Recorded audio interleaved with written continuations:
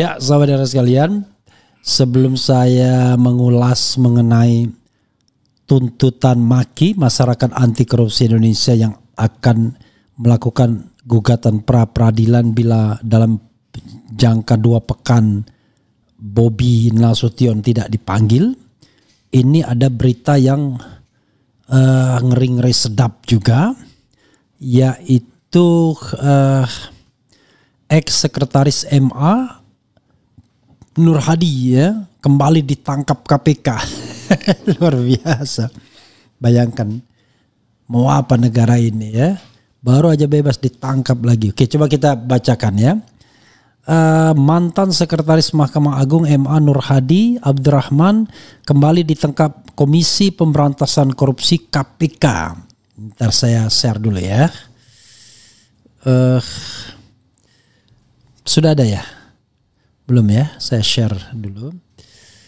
Oke, sobat era sekalian, tadi saya mau membacakan berita mengenai gugatan maki, tiba-tiba mata saya kepentok Nur Hadi ini ya. Abdurrahman kembali ditangkap Komisi Pemberantasan Korupsi setelah baru saja bebas menjalani hukuman di kasus suap dan gratifikasi. Juru bicara KPK Budi Prasetyo menjelaskan penangkapan tersebut untuk kepentingan penyidikan kasus dugaan tindak pidana pencucian uang TPPU yang menjerat Nur Hadi. Benar KPK melakukan penangkapan dan kemudian dilakukan penahanan kepada saudara NHD di Lapas Sukamiskin, ujar Budi di Gedung Merah Putih KPK Jakarta. Penangkapan itu dilakukan tim penyidik KPK pada Minggu 29 Juni dini hari. Penangkapan dan penahanan tersebut terkait dengan dugaan tindak pidana pencucian uang di lingkungan Mahkamah Agung, terang Budi. Nur Hadi pernah ditahan di Lembaga Pemasyarakatan Lapas Sukamiskin, Bandung, Jawa Barat untuk menjalani masa pidana penjara selama 6 tahun terkait kasus suap dan gratifikasi. Bayangkan. Berdasarkan putusan MA nomor 4147K 24 Desember 2021, Nur Hadi juga dihukum membayar pidana denda sebesar 500 juta, subsidiar 3 bulan kurungan, sedangkan pidana uang pengganti 83 miliar. Sebagaimana tuntutan jaksa KPK tidak dikabulkan majelis hakim. Nah, disitulah yang sering mainnya ya. Uang pengganti itu yang kemudian bisa dinegosiasikan. Konon katanya begitu ya. Konon nggak dikabulkan ya. ICW kasus Zarub Rikar pintu masuk bongkar mafia peradilan. Itu kalau niat dibongkar, tapi kalau nggak niat ya susah juga. Ya sobat era sekalian, itu tadi ya mengenai Nur Hadi yang kembali ditangkap. Nah, kemudian kita bicara Maki ya. Maki akan gugat pra peradilan jika dalam 2 minggu Bobi tak diperiksa soal korupsi proyek Jalan Sumut. Ini ada Tribun News. Kemudian ada juga Boyamin Saiman gugat KPK jika Bobi Nasution tak diperiksa kasus korupsi. Ini alasannya. Ini Warta Kota Tribun News. Ini kurang lebih sama ya. Coba kita lihat mana yang kita akan bacakan ini ya. Oke. Tribun News. Oke, coba kita lihat ya. Koordinator Maki Boyamin Saiman menilai KPK harus memeriksa Gubernur Sumatera Utara Bobi Nasution terkait kasus dugaan korupsi di Dinas Pekerjaan Umum dan Penataan Ruang PUPR Sumatera Utara Sumut terkait proyek pembangunan. Coba sebentar ya. Terkait proyek pembangunan jalan. Diketahui kasus dugaan korupsi di Dinas PUPR Sumut ini terungkap setelah Komisi Pemberantasan Korupsi KPK melakukan operasi tangkap tangan OTT di Mandailing Natal Sumut pada Kamis malam. Bahkan Boyamin menegaskan dalam waktu 2 minggu ini jika KPK tak kunjung memeriksa Bobi, maka ia tak segan untuk menggugat pra peradilan. Kalau KPK tidak memanggil Bobi, maka KPK akan saya gugat pra peradilan dalam jangka waktu segera maksimal 2 minggu lagi. Kalau 2 minggu lagi KPK tak memanggil Bobi, maka akan saya gugat pra peradilan, tegas Boyamin. Bobi Nasution perlu diperiksa untuk penuhi azas keadilan. Lebih lanjut, Boyamin menilai Bobi perlu periksa KPK mengingat statusnya sebagai Gubernur Sumatera Utara. Karena dalam kasus korupsi biasanya kepala daerah ikut dipanggil KPK jika anak buahnya diamankan KPK. Hal ini dinilai perlu dilakukan untuk memenuhi azas keadilan. Karena satu azas keadilan, dimanapun kepala daerah akan dipanggil ketika ada anak buah diproses ke KPK, kata Boyamin dalam program Sapa Indonesia Pagi Kompas TV. Boyamin pun mencontohkan saat Gubernur Kalimantan Selatan Sahbirin Nur alias Paman Birin yang sempat dijadikan tersangka dalam OTT di Kalimantan Selatan. Sebagai informasi, kasus Paman Birin ini juga berkaitan dengan pekerjaan di Dinas PUPR Kalsel. Dalam OTT di Kalsel, KPK juga menetapkan status tersangka pada Kadis PUPR Kalsel, yakni Ahmad Solhan. Luar biasa ya, korup semua. Misalnya kemarin di Kalimantan Selatan itu kan sampai ngejar-ngejar Paman Birin itu. Meskipun Paman Birin waktu pra-peradilan itu dinyatakan status tersangkanya tidak sah, jelas Boyamin. Diketahui KPK telah menetapkan 5 orang sebagai tersangka dalam kasus yang berawal dari giat operasi tangkap tangan OTT di Sumut pada Kamis 26 Juni 2025 malam.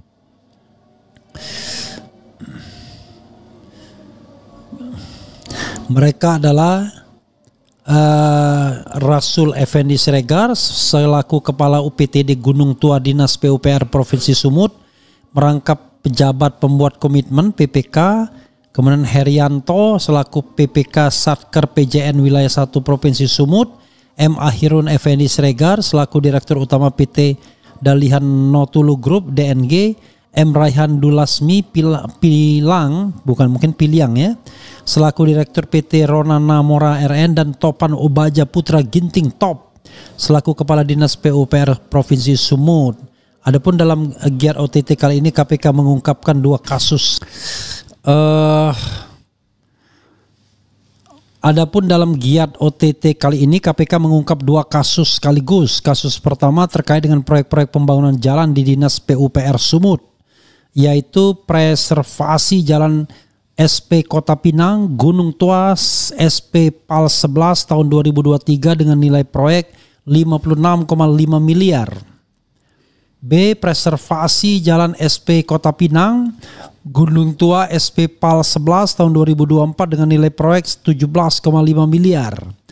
C. Rehabilitasi Jalan SP Kota Pinang Gunung Tua SP PAL 11 dan penanganan longsoran tahun 2025. D. Preservasi Jalan SP Kota Pinang Gunung Tua SP PAL 11 tahun 2025. Perkara kedua terkait dengan proyek-proyek pembangunan jalan di Satuan Kerja Pembangunan Jalan Nasional PJN Wilayah 1 Sumut, yaitu A. Proyek pembangunan Jalan Sipiongot Batas Labusel dengan nilai proyek 96 miliar.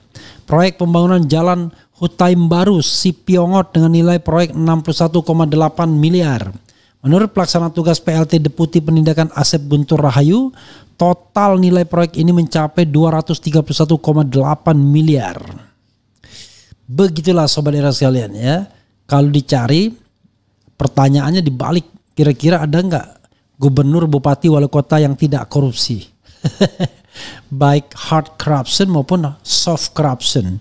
Soft corruption itu ya misalnya membuat kebijakan yang menguntungkan dirinya sendiri secara halus. Misal dia bikin jalan di suatu daerah, rupanya daerah tersebut banyak tanah dia misalnya. Itu kan halus kan, nggak bisa dijangkau. Dia bikin kebijakan apa saja yang secara tidak langsung menguntungkan dirinya. Itu soft corruption. Kalau hard corruption itu ya langsung menguntungkan dirinya.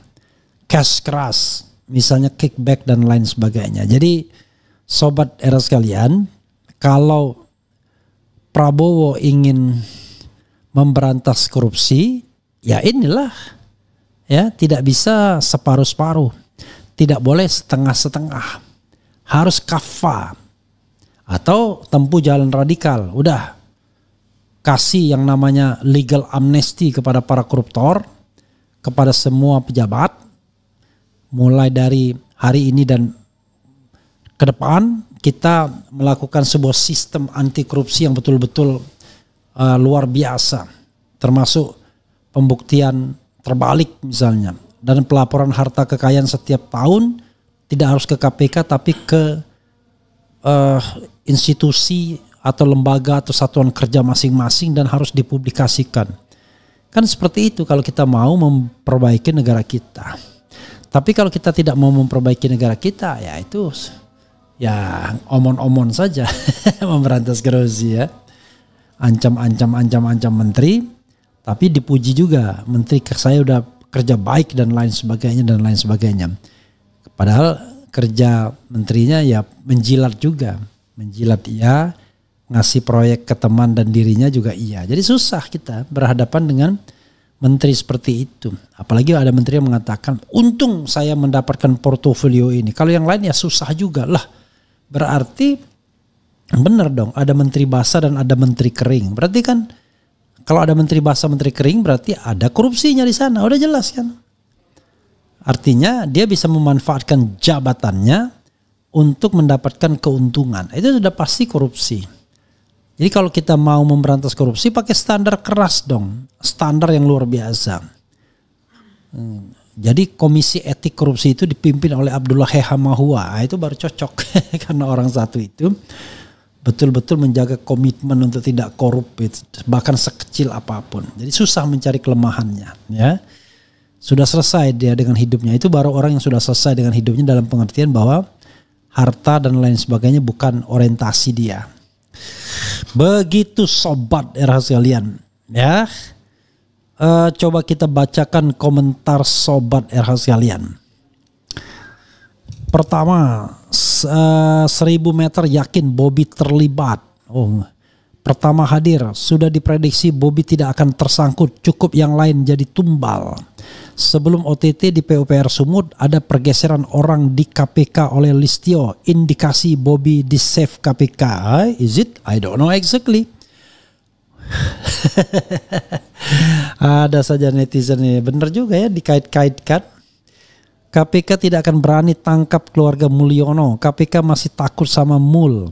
Tangkap semua maling yang terlibat tanpa pandang bulu. Pakai tanpa ya, revolusi. Saat rakyat bangkit bela bangsa, tenang aja nak Bobby. Semua komisioner KPK di bawah ketek mertua Anda. Nanti keterlibatan akan diarsipkan seperti kasus gratifikasi kasus Kaisang dan Gibran yang dilaporkan Ubed. Semua tergantung pemimpin sekarang.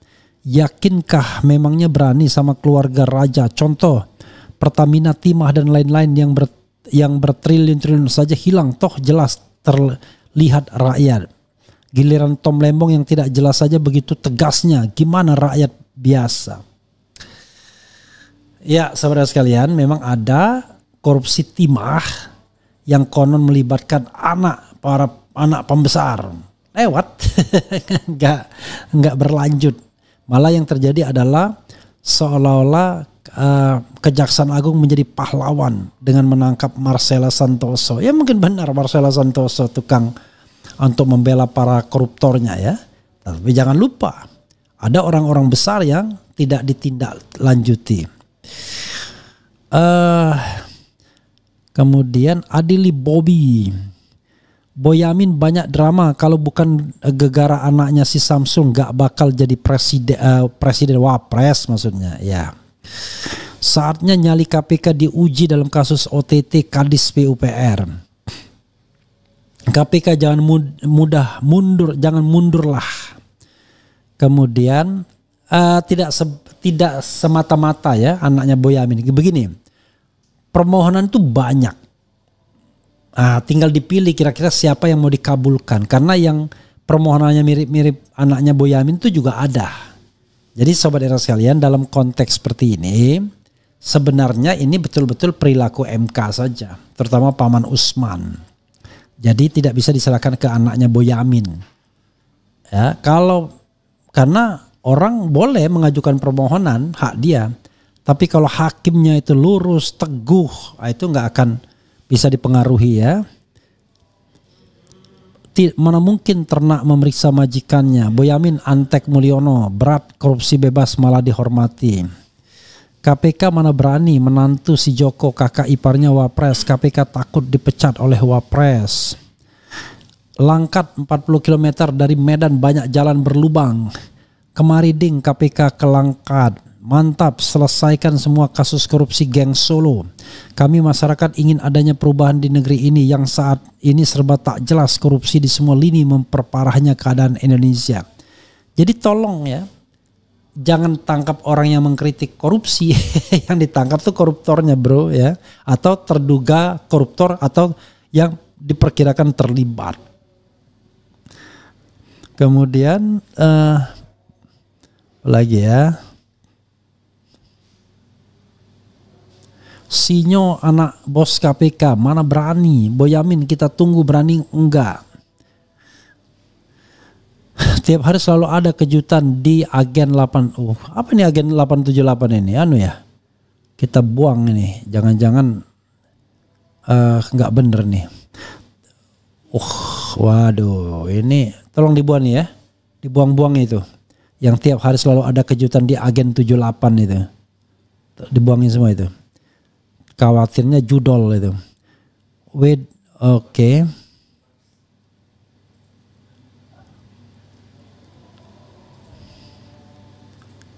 Kok malah Hamdan yang dibuang? Hamdan itu juga ya sama ya. Wajib diperiksa dan adili Bobby ya. Bu Yenti Ganarsi saja tidak masuk akal kalau Bobby tidak diperiksa dan diadili. Oke.